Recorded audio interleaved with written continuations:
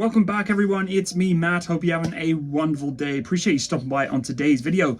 We're talking about small arms for once instead of tanks and ships and planes or whatever else. We're talking about weapon systems. And one of the weapon systems that you always ask me about, because of course I've transitioned from the British Army now over to the Canadian Armed Forces, is which service rifle do I like more? Of course, here in Canada we use the C7A2 service rifle, and back in the UK there's the SA80 or the L85A2, now L85A3 version of their small arms rifle.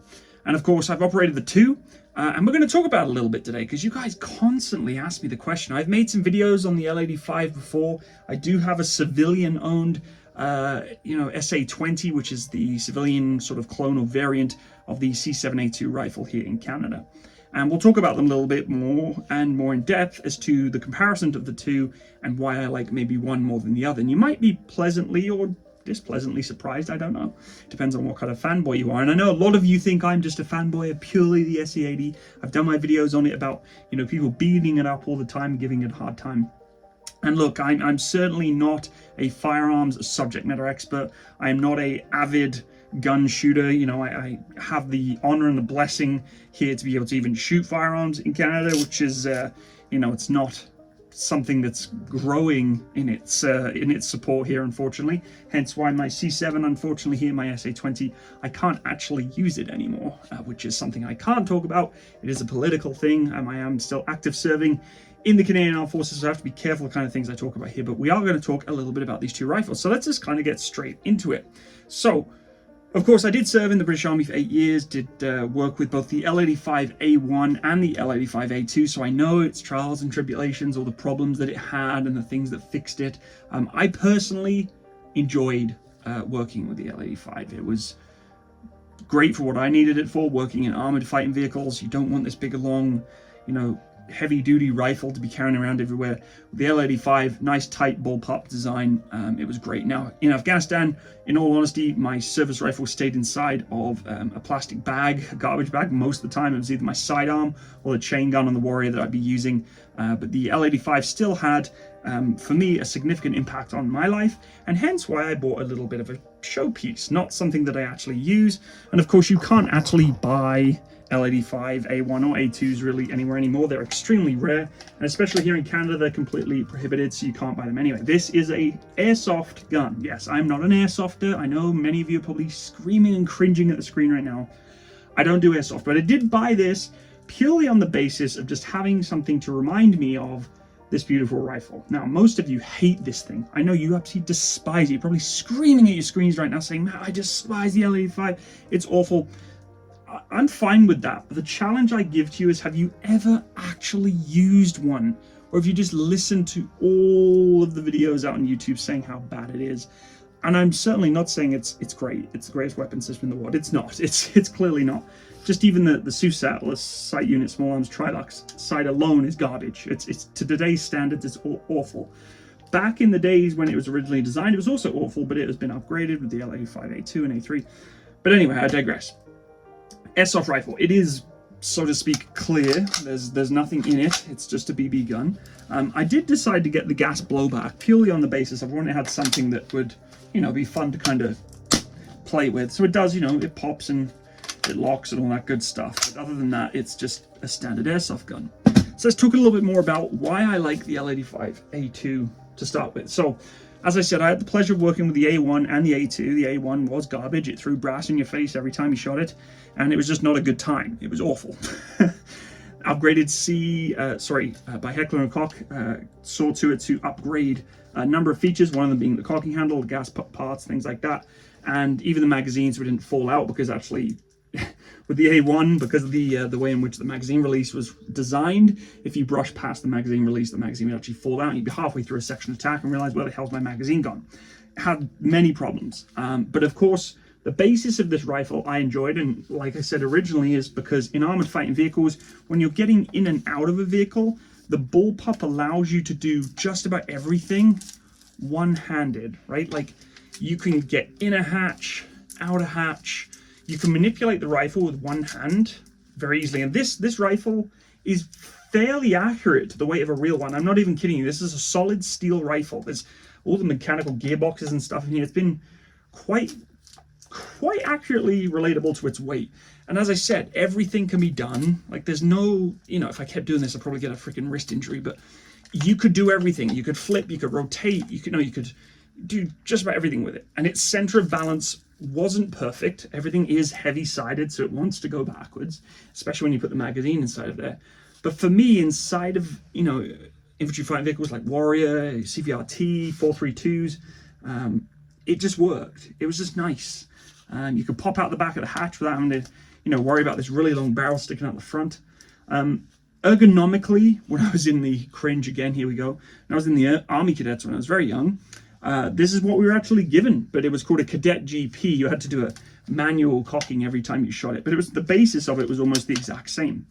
And I think ever since I was a teenager, you know, 13, 14 years old, I got used to holding a rifle like this, right? With all my working area, working zone, or the working area we call it here in the working space here in Canada, we call it the working space. This is your working space. Was back. It was behind you, and it was a big adjustment for me going into the CAF, which we'll talk about in a second, the SA20 here, doing all the maneuvers of magazines ahead of the hand grip, it was very strange. The one thing I also really enjoy about the L85 is its ability to very quickly change aim and feel like you've got a very close, you know, a close span of arc of fire, right? With a longer rifle, you obviously inherently have a longer barrel. It's not a bullpup design. It's the same barrel length as the L85, or sorry, the SA20 or the C7A2 as the L85, but it's receded back. Obviously, that distance has been reduced. It just feels better. Now, I must admit, going on live ranges with this thing, accuracy certainly wasn't the best. I was a pretty good shot, actually, back in my day with the L85A2. Certainly held my own. And without the more modernized foregrips and hand grips you get on the modernized systems now, you know, on the L85A3, I think they've got like a full setup of a really nice different key rail system, whereas the Daniel Defense Picatinny rail that they had for me in Afghanistan was just, you had the hand grip there. Even then, that wasn't great. You know, on the range, you had the deployable bipod with the two legs. Accuracy wasn't too bad, though. The optics, garbage. That's why the British Army upgraded to Elkins and all that good stuff. Good on them. They went to ACOGs for a while. I'm not sure how long they lasted with ACOGs, but they went to Elkins, and the optics were fantastic. The SUSAT was a Cold War era optic. It does what it needs to do, but it is garbage other than that. In all honesty, it's just not good. But it worked. You know, it was able to provide some form of night shooting capability. So for me, ergonomically, this has always suited me. I've just been used to getting into firing positions with the L85. When you're doing room clearing, you're doing urban operations or fibula or obua, going through rooms like this was nice. You could bring it up and down into the high ready or into the threat position pretty quick, and you could operate the weapon system. You could aim the weapon system with just one hand and do most of the actions with one hand and still get a fairly accurate range of fire, or sort of, you know, targets being engaged without having to worry about your other hand. But your other hand could be preparing another magazine. You could still be, you know, shooting at the target if you needed to be, or whatever else. That's bad drills, but it's what you could do. I know the British Army boys are probably cringing like crazy right now. I'm sure I'm going to be arsed any minute, or probably on Fill Your Boots. But here you go. So I really like the L85. I know a lot of people hated it. It certainly wasn't something I loved. You know, I wouldn't say, like, in comparison, this was probably, for me, I had to love it because it's all I had. You know, I didn't have the option to play with AR-15s or those other different rifles that were available to me. For the time I used it, though, going into the L85A2 series, really enjoyed it. There are some really horrible features to this weapon system. One of the big ones is lefties. I'm not a left-handed shooter, so I don't have to worry too much about shooting on the left hand, but I can't imagine being a left-hander and having to ergonomically adapt to shoot right-handed, because as I'm holding this as a lefty, it feels awful. It just feels awful. So I can't imagine being a righty and having to adapt to that style of shooting. It would just be awful. You'll notice as well that my eye relief, which is the distance between my eye to the optic, is only adjustable by the rail. It is not adjustable by the buttstock, which of course is one of the key features that the C7A2 does have, being it's an AR-15 platform. The rail on top of the rifle is also a old school variant. It's like a dovetail variant instead of the Picatinny variant. So there were some modifications they needed to do from the dovetail to get it changed out so Picatinny could be put on top. Stripping and assembling, it was a bit of a pain, in all honesty. The gas parts, etc., needed to be removed. The bolt group, the spring, you didn't do the spring properly, it pop out the back, all that sort of stuff.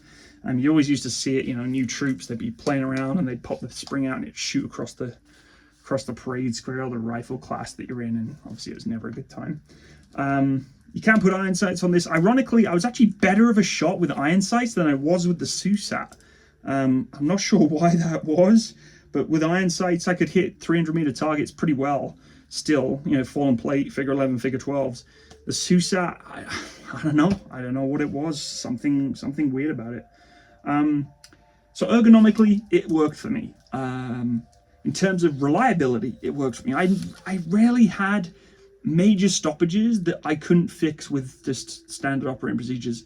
In all honesty, most of the stoppages that were caused by me either not loading the magazine properly, not oiling it correctly, not cleaning it correctly, getting in the way of that operating part, or working parts. If you're in the dirt with this thing close to your face, you've got brass popping everywhere, and you're in the heavy grass, that brass can then fall back into the working parts as this is popping back and forth, and it can interrupt it. I mean, that's certainly not a good feature you want to have, but in terms of reliability, not a major issue. So yeah, that's kind of my thoughts on the L85A2. I liked it, I enjoyed it. As a bullpup, personally, I think for the British Army it made sense. We were in Northern Ireland, we had a lot of, urban environments that we were working in. I know a lot of the guys who are in Northern Ireland actually liked the L85 due to its capability of 30 rounds, 5.56, giving a little bit more suppression. Of course, the SLR boys are always going to love the SLR, right? I mean, I never got to use the SLR. I wish I could have. I'd probably say I want a 308 round pumping through a semi-automatic rifle every day too. But I never got the honor and the privilege of being able to use an SLR. But the L85, from what I hear from most people in Northern Ireland, they quite enjoyed it due to, again, that bullpup capability going through urban environments, in and out of those Saxons and the older vehicles, Land Rovers, etc., the Snatches in Northern Ireland. So yeah, and of course I do know lots of people that hate this thing, absolutely despise it, and I have no gripes with them whatsoever. I totally respect it. It all just comes down to what you're used to. Maybe they've been exposed to different things and seen and done better things than they have with this one. The only thing that is quite awkward with the L85 is obviously reloading. Now, the irony is that in the Canadian Armed Forces, we, in the last 3 years, changed our doctrine to a more sort of warfighter stance. We do all of our stuff up here now, instead of changing it out here. The Brits, and what we're used to is that kind of warfighting stance. We call this like the working space here in the Canadian Army. That's how you have to do that mag change, right? It's all done from behind, and then when you're done, you have to bring your hand over to cock and continue. All your operating procedures are done with this hand. Obviously, you need to stay in control. You would never do this. It makes no sense. And that is what the Canadian Army is actually transferred over to. So we used to do things a little differently, and I'll show you what that means in a second. So ergonomically, to change mags, yeah, it wasn't the greatest, just due to having to work that bolt from the other side instead of having to operate the bolt like the C7. So the C7 then, let's go over that real quick. Here she is. The C7. So this is actually the SA20. It's the civilian variant of the L85 of the C7A2. It is mine. I own it legally. Unfortunately, I no longer can use this in live firing. I'm not going to get into the politics of that. Of course, I am disheartened that I can no longer use something that I enjoy and safely and legally own, but that's another story. This is the clone variant, as I said, of the C7A2. The only difference is that this one cannot fire fully automatic, some other minor cosmetic differences, and other than that, it's pretty much the exact same thing. It does host also a C79A2 Elkin sight, so this is basically almost identical to a service rifle. It does exactly what the other one does, just not fully automatic. I will show you that this weapon system is clear because this is a real rifle, not airsoft. So I'll just give you a quick look in there to make sure you're comfortable. I'm not playing around on YouTube with live rounds and ammunition. There we go. Okay, so the weapon is clear. And there we go. So C7, first thing we can note is that it's a lot longer. It's only longer in its profile, not in its actual barrel length. 20-inch barrel. it is quite front loaded.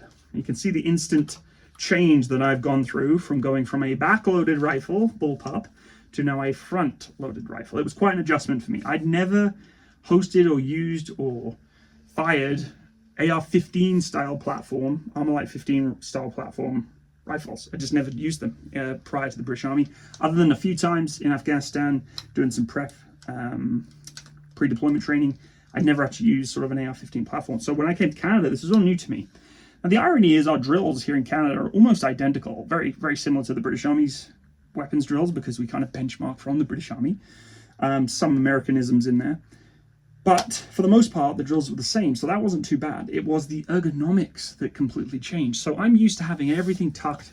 Literally, in the SA80, this is where I would technically have my barrel. So this is where I'd be doing all my action.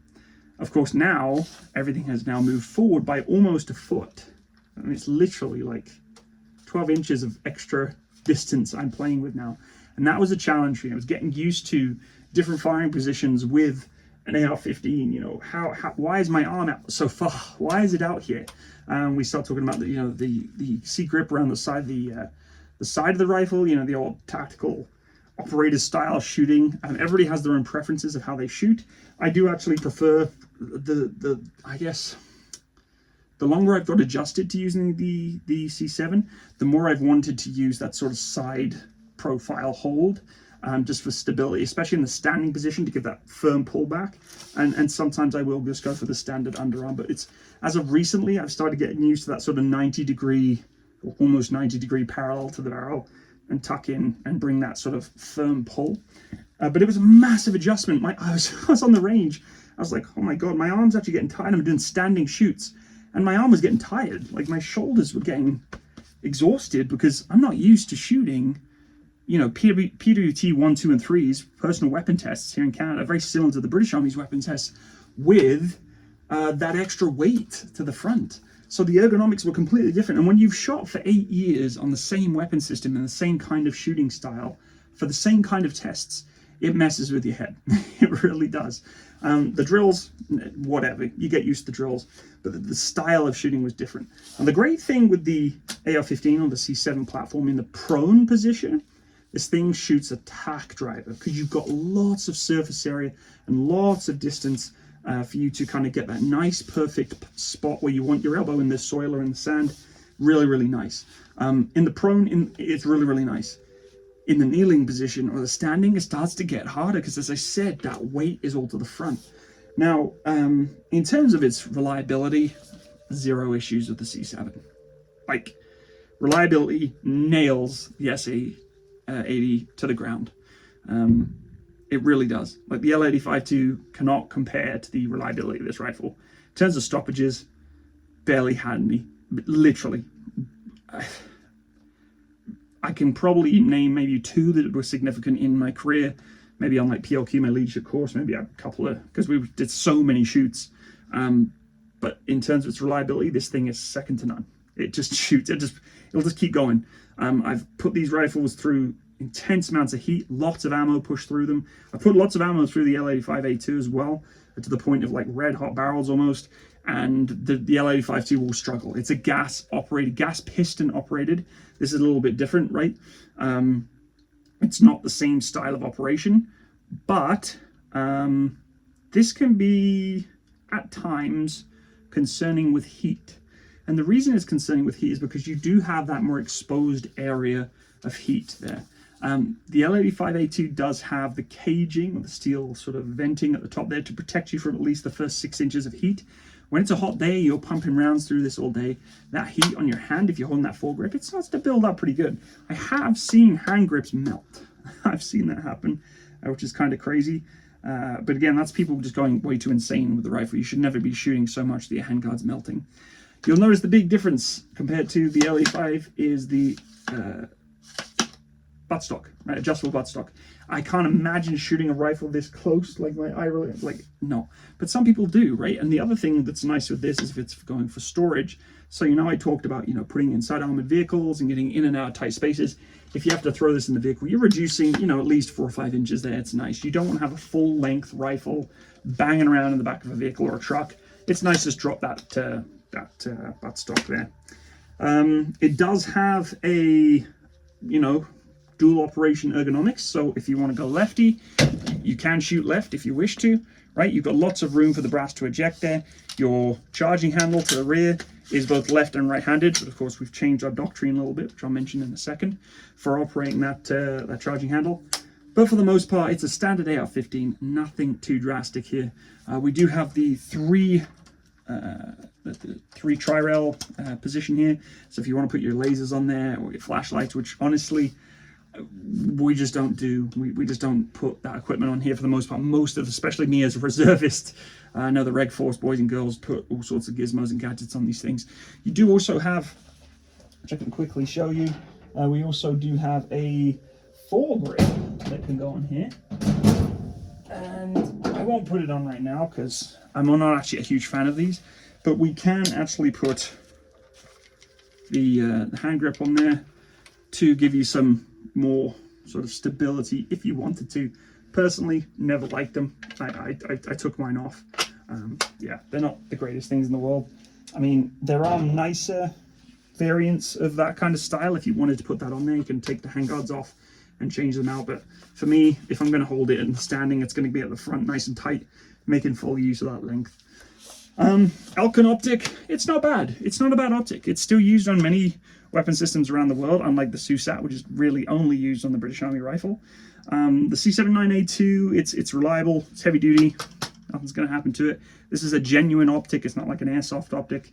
They're not cheap, I'll tell you that much, and the rifle when I bought it was also not cheap. Made in Canada, licensed from Colt, so Colt make good weapons. They do. I've heard rumors of their quality lacking a little bit in recent years, but these rifles were built some time ago, and the actual service industry C7A2s, they're very high quality. You're not going to get poor parts from those things. Yeah, there's not much else to it. So in terms of comparison, which do I like the most? Do I like the L85A2, or do I like more the C7A2? Here we go. There they are. The two together. Best friends. British and Canadian love, just like that. Look, guys, it's comes down to real personal preference. Many people would disagree with my decision on what I would like more and what I would not like. In all honesty, right now, my preference is the C7. And I've probably eaten my own words there because I've said so many times in the past, oh yeah, I would never go back to the C7 if the S80 was given to me. And here's the big reasons why I'm transferring over to the C7 days. First of all, the ergonomics are adjustable, right? So as much as I've got used to that nice short, stumpy style rifle that's to my body, my body style and shooting style is now fully accustomed to an AR-15 longer barrel. You can get the C8 carbine, which is a smaller barreled version of the C7, which will help a little bit. But for the most part, me and the artillery anyway, this is the way to go. I don't have armored fighting vehicles to crawl in and out of anymore, so there's no requirement for me to have this bullpup design. The optics on the L85 are awful, and I know we're kind of comparing just the rifles, but the optics come into that too, because they're, in comparison to my actual service life, the optics, these are what they are and would have been. So I'm not going to compare things that I didn't serve with. So ergonomics I've adjusted, and I've adjusted to find that this is actually more enjoyable, especially in my trade that I'm in right now. If I was in an armored configuration right now, if I was driving all over the place in Leopard 2s or in Lavs, maybe I would want to come back to the L85. I don't know. I'd love to do an actual sort of comparison of the two. Give one of these for real to me and one of the, my service rifle for real. Take them to the range and see how they perform. That would be the true test and comparison. I got a good feeling though that the C7 is going to win, in all honesty, just due to the nature of the rifle's quality. I mean, this one doesn't show it, but the great thing, the bad thing the L85 is that you'd have that trigger mechanism housing wobble. So the bottom half of the rifle would wobble from the top half. It was a pretty common thing. And the other reason I really like the C7 is disassembly and reassembly of the working parts. There is really only the bolt, cock and handle to mess around with, and that's nice. It's a nice thing to do instead of cleaning out that gas plug. Oof. The gas plug's not a good time. You know, excessive normal bore brushing out that gas plug was horrible, and it as I said, my stoppages from this always came from me not looking after it. And one of those big things normally was not cleaning out that gas plug properly. Whereas this guy, it's just going to keep going. You feed it oil, give it a good clean inside of that bore, and a good clean inside of the working parts. It's going to keep going. This doesn't have a piston. It's not piston operated, and it just works. So you know, reliability definitely kicks the C7A2's butt. But there are some cons to this too. As I said, you know, if you're not used to shooting a longer barreled rifle and you're used to shooting this, initially you're going to hate it. And I did. Initially I kind of hated the C7 because I was like, no, I love my little bullpup. It's tight to my body, and you know, it's not as heavy at the front, it's heavy at the rear. Because heavy at the rear is fine because your shoulders carry most of that weight.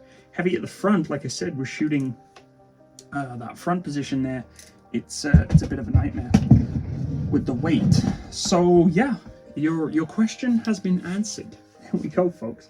What is my favorite rifle compared from the L85A2 and the C7? It is got to be right now, as of right now, C7. Is the C7 going to get replaced? Highly doubtful for a very long time. And I don't really see the huge need or necessity to. We could probably upgrade some certain components of it. For the most part, it does what it needs to do. Optics as well, again, maybe could do with an upgrade, but again, for me, being an artillery gunner, I don't need anything special. I don't need it to operate, you know, with specific tactical requirements. It's there to protect me in the gun line, and that's really about it, or me in the observation post. I would like it to be a little lighter. It would be nice if they could make it a little lighter. In all honesty, it's not much heavier than, or probably the same weight as the SE80. Yeah, and it's just a good rifle. It's a really good rifle. The only other thing I would love to see on these rifles is a better hand grip. Tri-rail, maybe some form of better connection for ancillaries you may want to put on there. Again, I'm not a gizmos and gadget kind of guy. Just give me a rifle, let me learn how to shoot on it, and I'll put rounds down range. Some people like the hand grips. They like the, you know, the angled foregrips and all that sort of stuff. Certainly not my style. Yeah, that's really about it, folks. And I hope you learned a little bit about these two rifles today. And if you have any questions about these two rifles or my service in both the British or the Canadian Armed Forces, feel free to reach out. And yeah, that's it. If you want to support my channel, feel free to go and check the description box below for all my links and you know, different social media, things like that, Facebook, Instagram and stuff. You can also go check out my clothing brand that I'm sponsored by, Attire for Effect. They make artillery themed clothing around the world, primarily a Commonwealth Canadian veteran-owned business, but they do support artillery family around the world, America, you name it. They'll get you covered with some really cool artillery clothing and things like that. So please go check out their website. They've got some really cool stuff on there. I actually buy a lot of their products. Really, really like it. Yeah, that's it for today, folks. Make sure also you click that little bell by the subscribe button if you want to be notified of any upcoming content in the future. And I will see you on the next one. All the best, folks. Bye-bye.